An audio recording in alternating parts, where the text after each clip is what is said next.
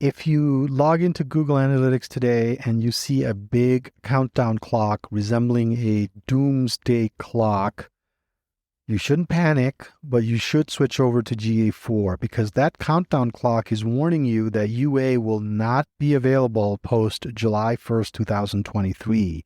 And so in this podcast, we're going to talk about GA4. We're going to talk about the transition that you need to do if you haven't already done it, and also the insights in terms of what is different with GA4 compared to UA and all that kind of stuff.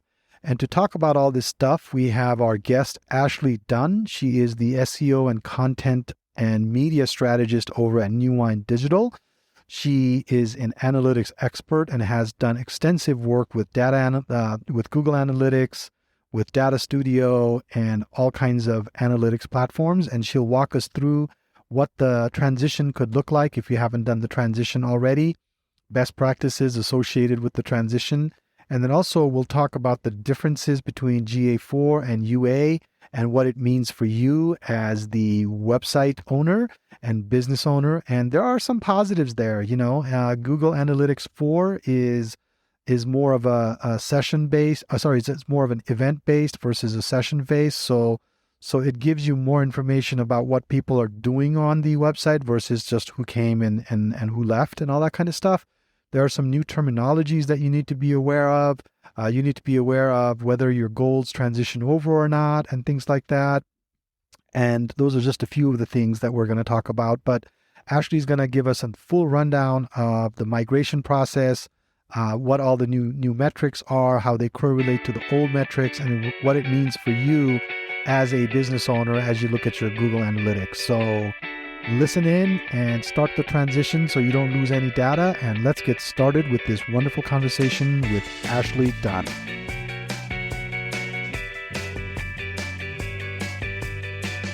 Welcome to the latest episode of Corner Your Market. I'm your host, Silas Kimide. In this podcast, I talk about all things digital marketing, from website design and development to SEO and PPC, as well as paid advertising, email marketing, social media, and anything in between. If you're a small business owner, a marketing manager in a company, or an entrepreneur, this podcast is for you. So tune in every Thursday at 10 a.m. You'll gain some practical insights, new strategies, tactics, and tools that will help you grow your business. To subscribe, go to corneryourmarketpodcast.com and select the podcast app of your choice. Then you can hit subscribe within those apps. That again is corneryourmarketpodcast.com. Also, don't forget to like and share our individual episodes. You can also leave a review in the app once you've listened to one of our episodes.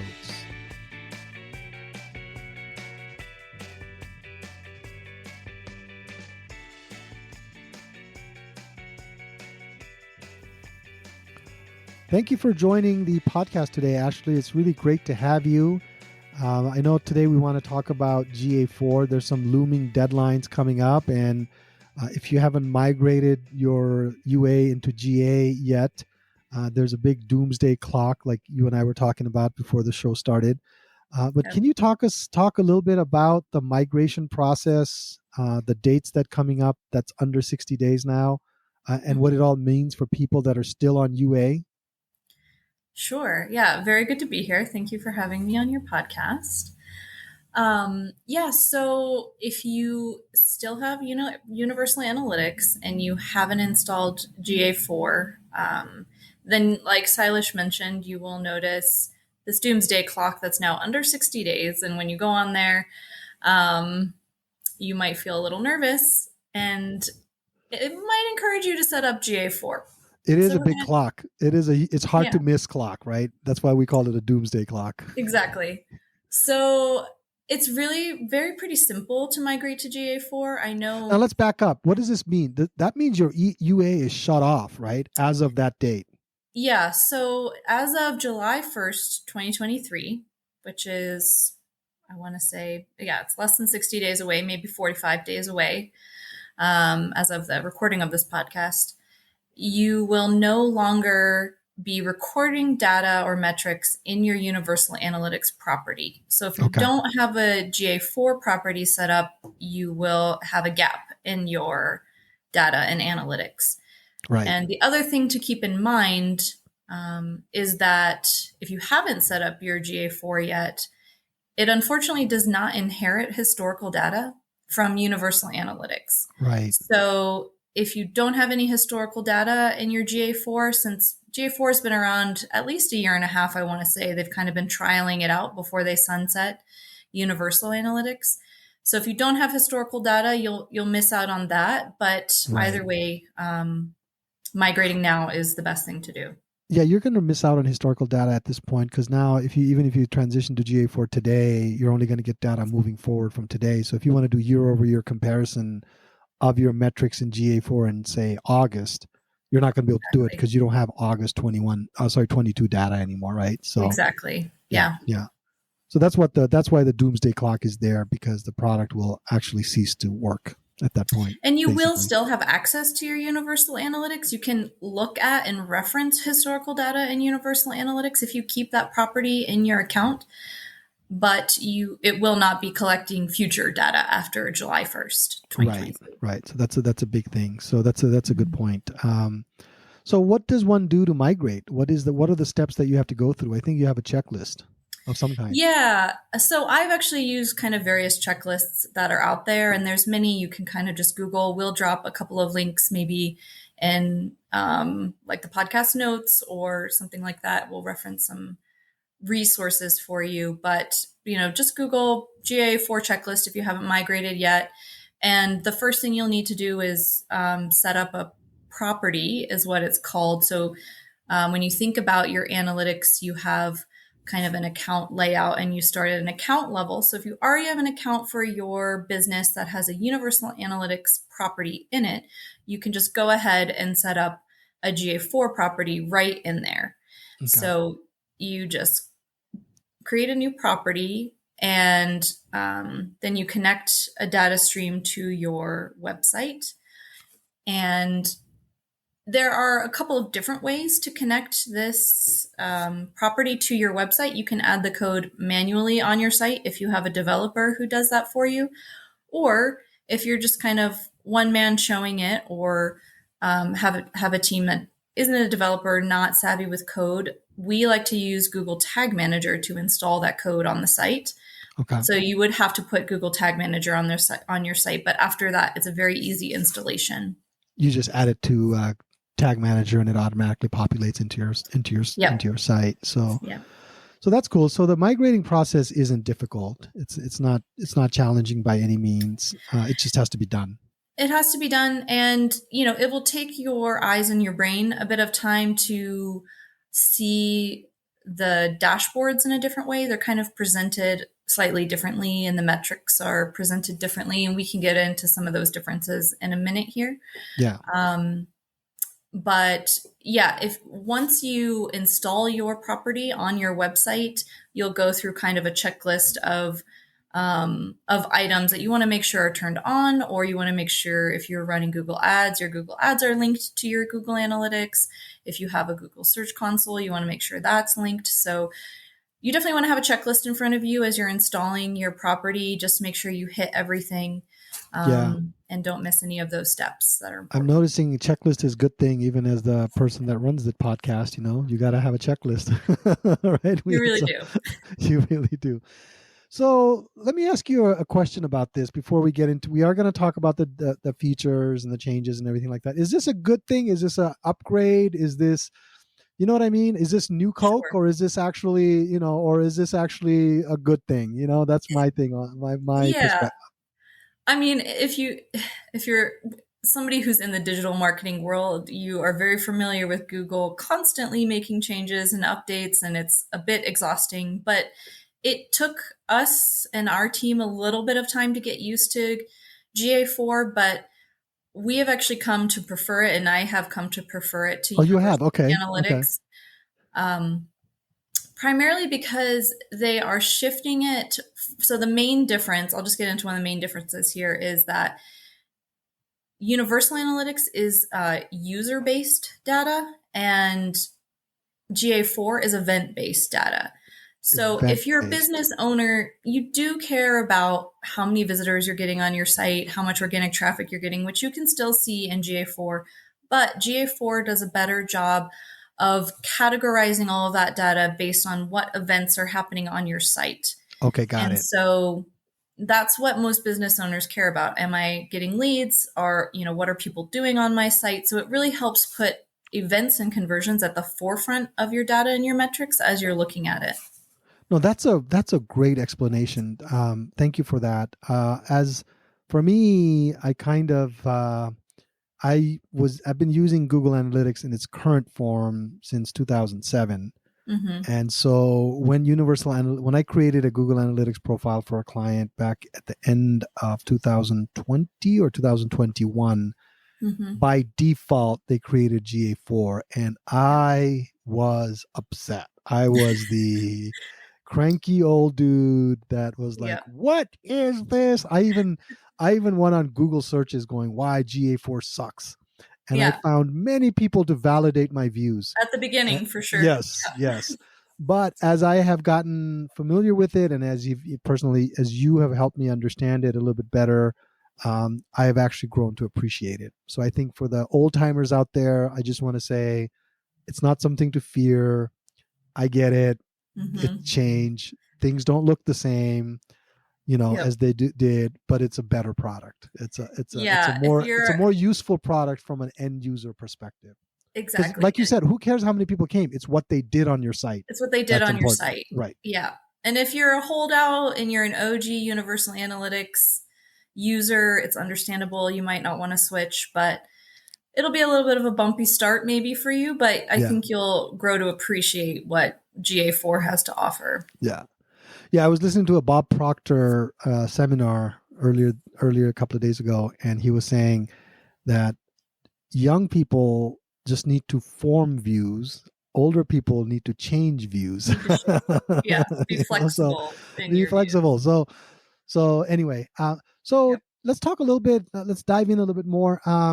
I know there's some terminologies that might be different in this. I mean, in Mm-hmm. addition to being event based versus session based, Right. I know that there's some terminologies that may be different. What are some main terminologies that are different in GA4 Sure. and their corresponding maybe UA counterparts? Sure. So a couple of the big ones are page views are now called views. So Just that's kind of views. Okay. small, but if you're not sure what you're looking at, it's now just called a view versus a Okay. page view.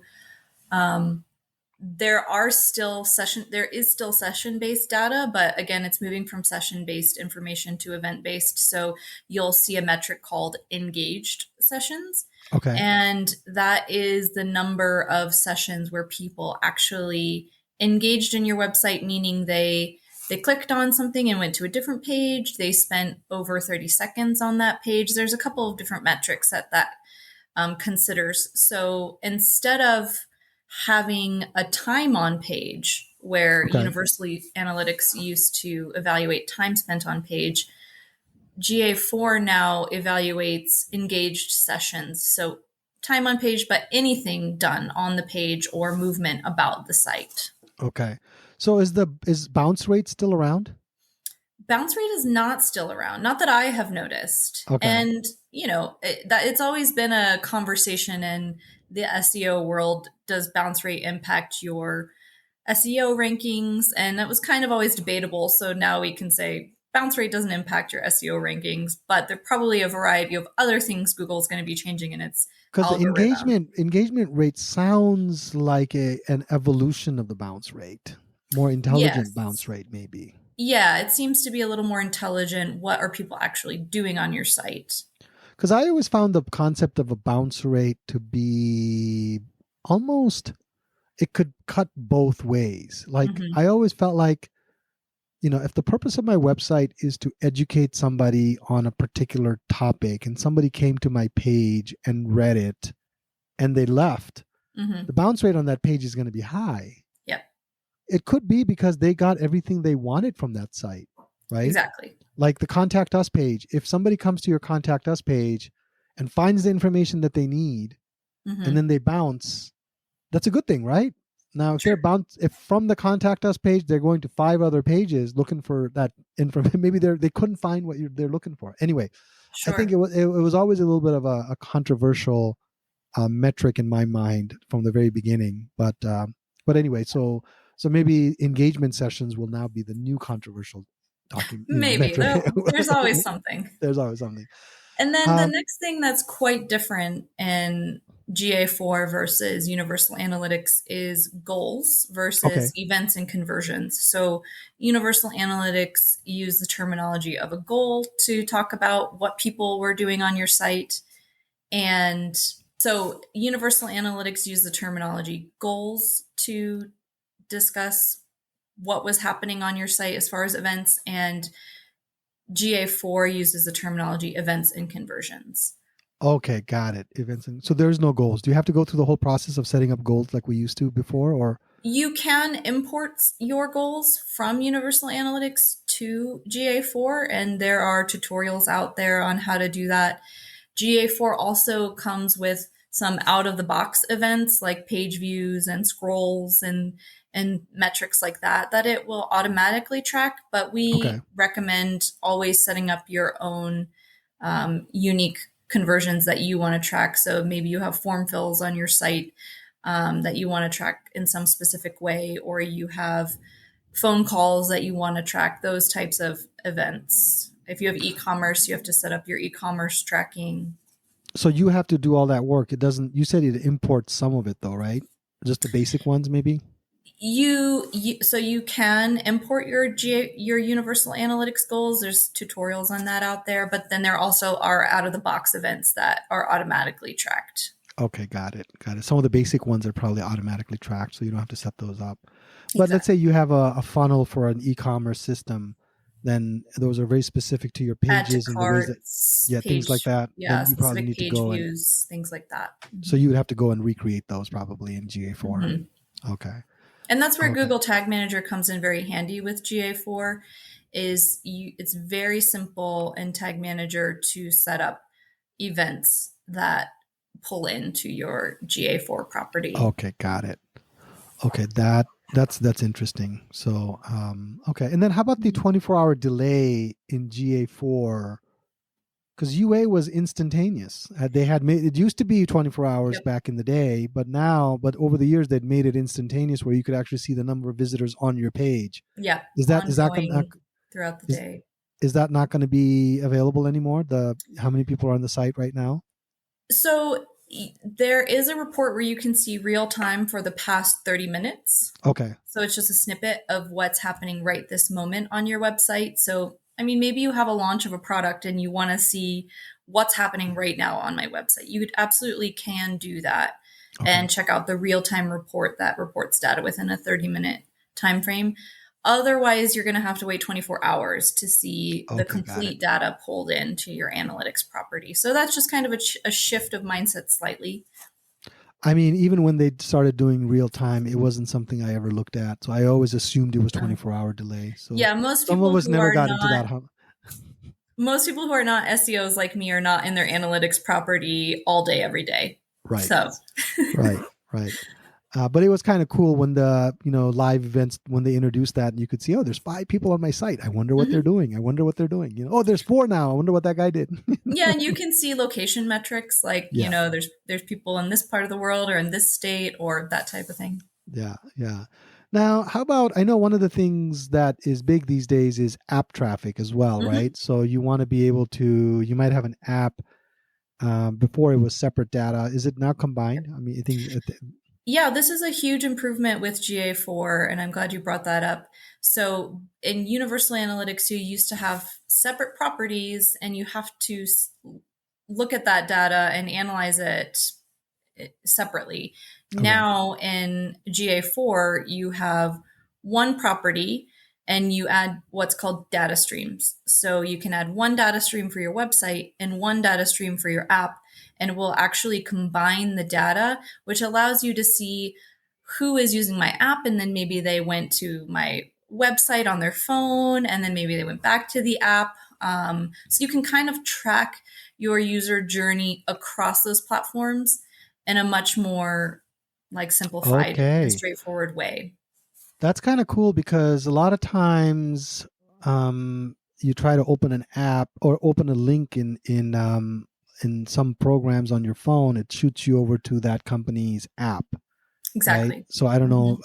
I've had that experience many times. Like if you go to Airbnb link on your browser and you click something, it takes you to the app. So I think To having open up all in the that app. data, having that tracking all in one spot is actually a Hmm. big win.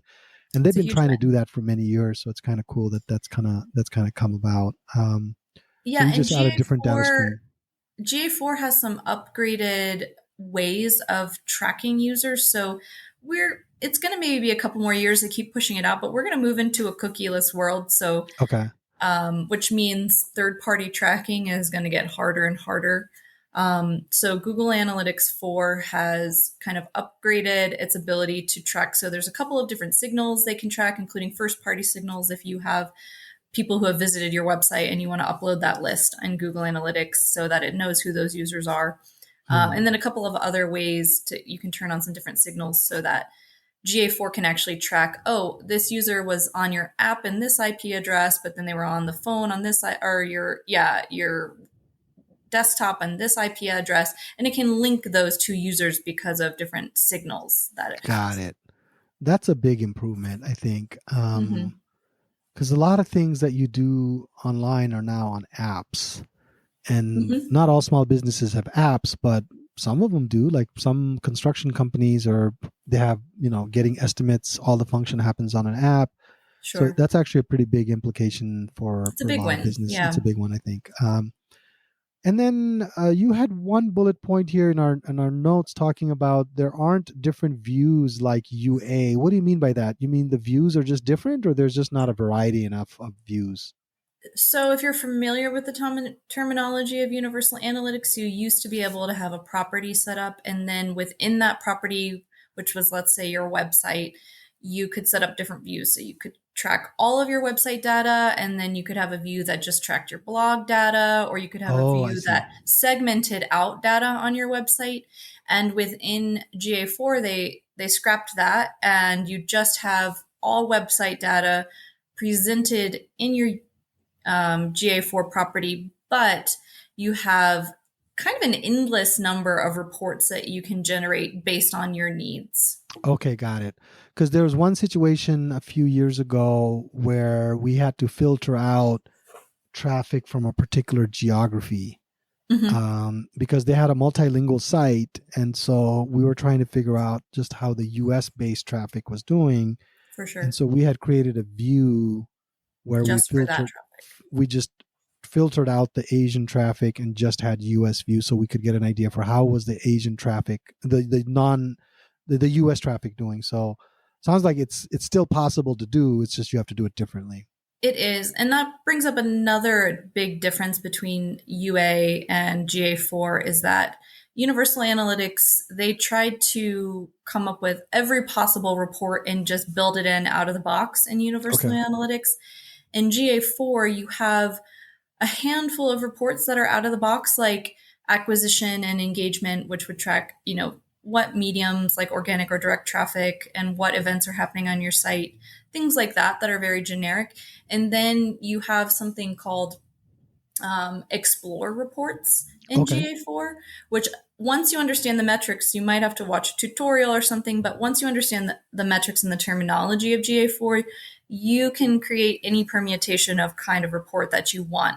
And you just go to a place called the library and Oh, you generate a report. So if you want to see this metric compared to this metric and you want to see it visualized in a different way, like a bar graph or a donut, you can create all of those reports uniquely within your own property. so does that mean you don't need Looker Studio anymore, or do you think that Looker Studio has the advantage of being able to combine different data, right? You can get Facebook Right, different data, data other sets. properties. So I guess you wouldn't replace Looker Report necessarily, but I'm still a fan of Looker Studio, which used to be Data Studio. not a For fan of Looker Studio. If anybody from Google is we're listening, we're can not you a fan please of that rebrand? Don't name. like the name Looker Studio, but go ahead.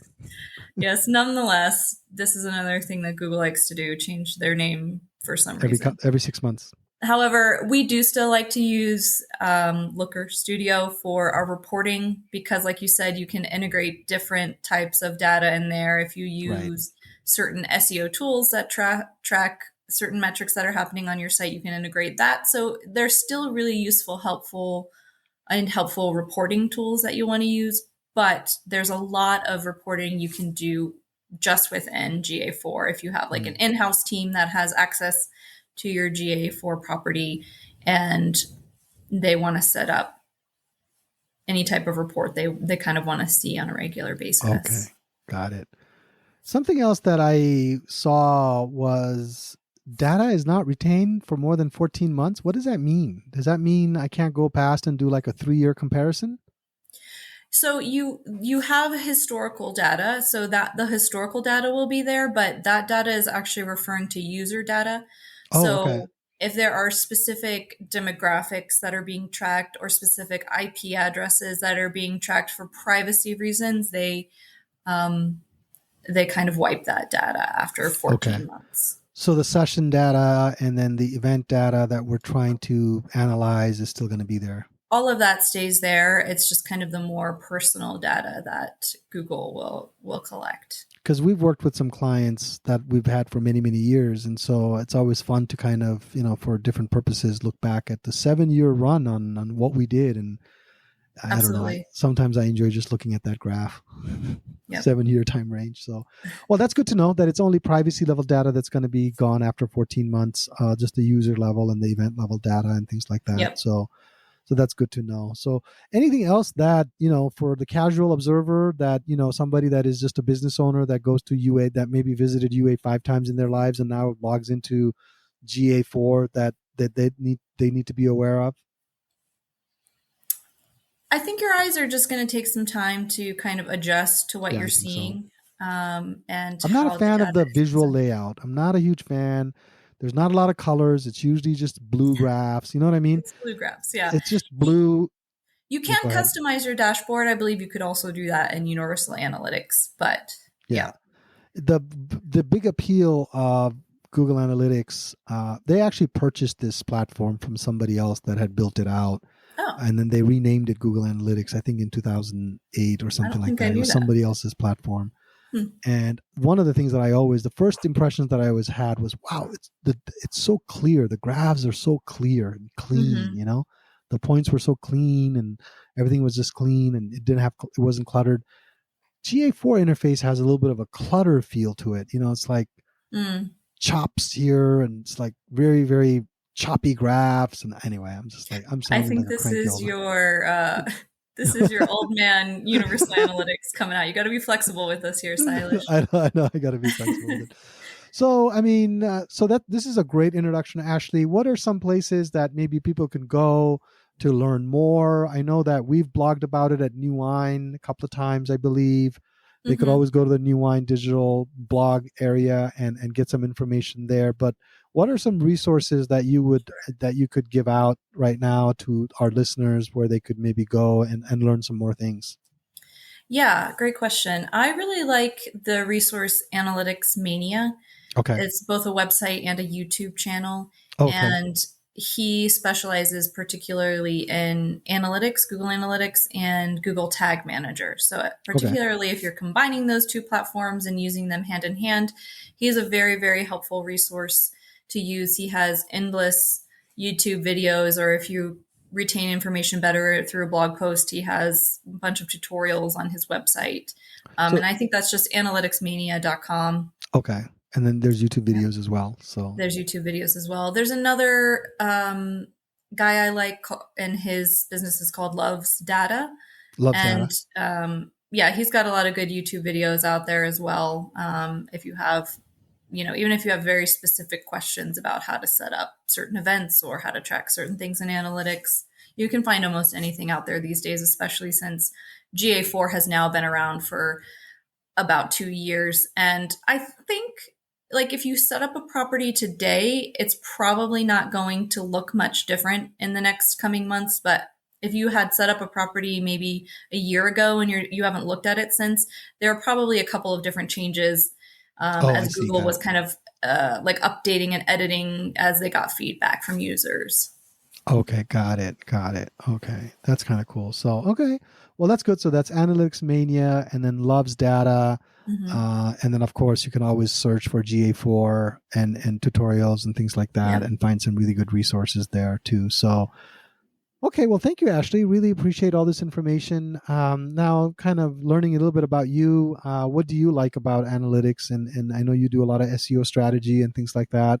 Sure. You spend a lot of time on GA4, right? So, Yeah, I'm kind of a data nerd. I was with a friend this weekend and they have their own business and a website, and I was asking them like, "Have you set up Google oh, Analytics yet? okay. Have you connected Search Console?" And so I sat with them for 30 minutes and set all of these things up for them, and like it's honestly fun for me Yeah. and to kind of track the data. And this friend was like, "Oh wow, this would have taken me forever to do this, but you just set this up in like 30 minutes." So I'm in there every day. I love to kind of see how traffic changes, what days people are engaged, what days people are converting on, and all of those metrics are really interesting to then share Okay. with the client. So mixing data with pleasure, huh? I'm a nerd. What can I say?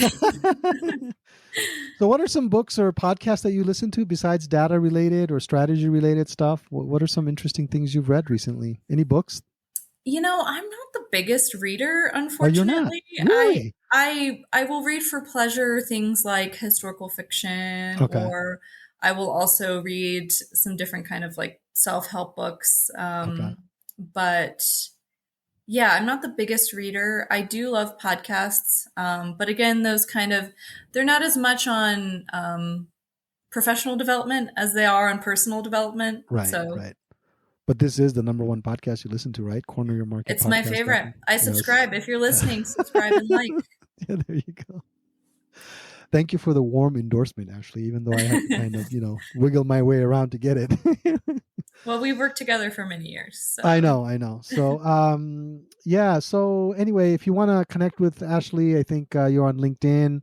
I'm on You can LinkedIn. You search can find Ashleigh me at Dunn. Ashleigh C. Dunn. Just kind of Yeah, and type that in. and then we also have the New Wine blog. We also have the New Wine page. You can connect with us We have there. a new website that might be launched by the time this podcast drops. Yeah, I know. I know. That's a long time coming, right? I mean, we're It's a almost long time done. coming. I'm We got the excited for it. Yeah, I am too. I am too. It's going to be cool. So we got a lot of cool things happening right now. So anyway, I think we covered the fundamentals of GA4. Obviously, if there are specific questions that you have on GA4 and you want to run it by Ashley, feel free to, send us an email. Or if you have any feedback on this podcast, we're always looking for listener feedback. So if you have any feedback around the topic and you've, maybe got some thoughts, we're happy to read your letter in our next episode, and give you a shout out or something like that. So, Sure. so anyway, so thank you, Ashley, for joining. I think it was a great conversation. It was a great overview, and we'll have you again because I know we want to do something on Google Tag Manager at some point. Yeah, absolutely. A pleasure being with you, and be happy to join again. All right. Thank you. Enjoy your day. Bye. You too. If you're a small business owner, a marketing manager at a company, or an entrepreneur, please tune in weekly.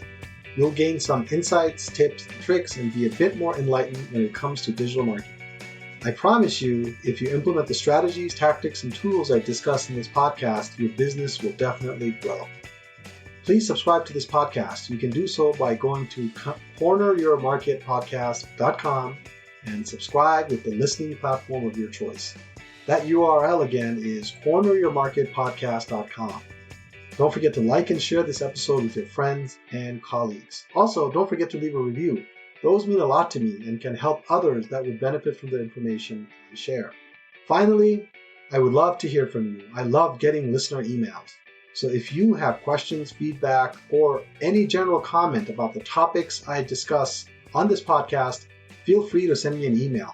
I will be sure to share and discuss your feedback on the air if it will benefit our listening audience. You can write to me at connect@corneryourmarketpodcast.com.